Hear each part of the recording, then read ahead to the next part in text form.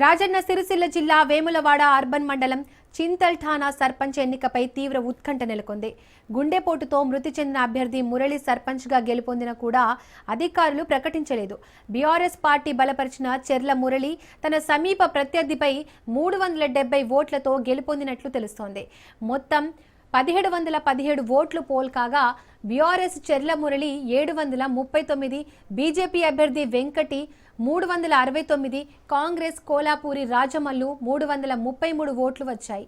అయితే చనిపోయిన సర్పంచ్ అభ్యర్థికి ఎక్కువ ఓట్లు పోల్ కావడంతో ఏం చేయాలనే దానిపై అధికారులు తర్జన పడుతున్నారు. చట్టపరమైన అంశాలను ఎన్నికల కమిషన్ మార్గదర్శకాలను పరిశీలించి తగిన నిర్ణయం తీసుకుంటామని అధికారులు చెప్పారు.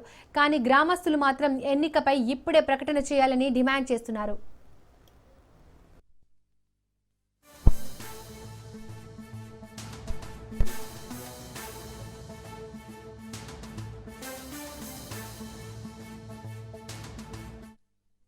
ముందుగా చింతల్టాన గ్రామ ప్రజలకు అందరికీ ప్రత్యేక ధన్యవాదాలు.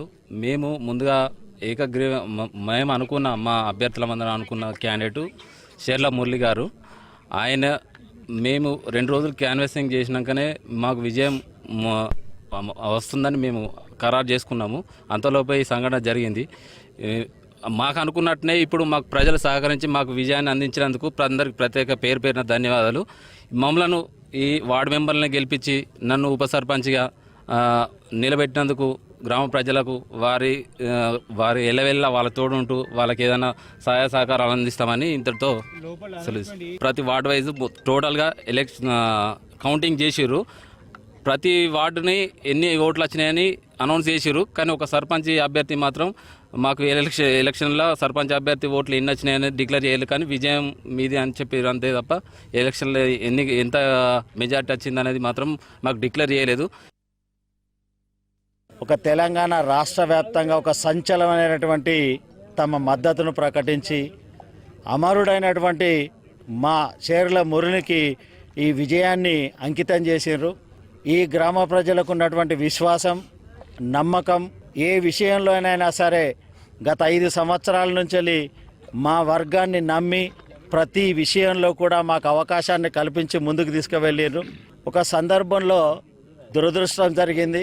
గ్రామంలో ఉన్నటువంటి కొందరు మహిళలు, కొందరు వ్యక్తులు మాకు లేని ఆలోచనను కల్పించి అట్లెట్లా భయపడతాం సార్, మనం మురళినే గెలిపిద్దాం, మురళికే ఓటేద్దాం, మీరు ధైర్యంగా రండి, బయటకు వస్తే గెలుస్తాం, మనము మళ్ళీ మన క్యాండిడేట్ అవుతాడనే ఒక నమ్మకాన్ని వాళ్ళు కల్పించారు.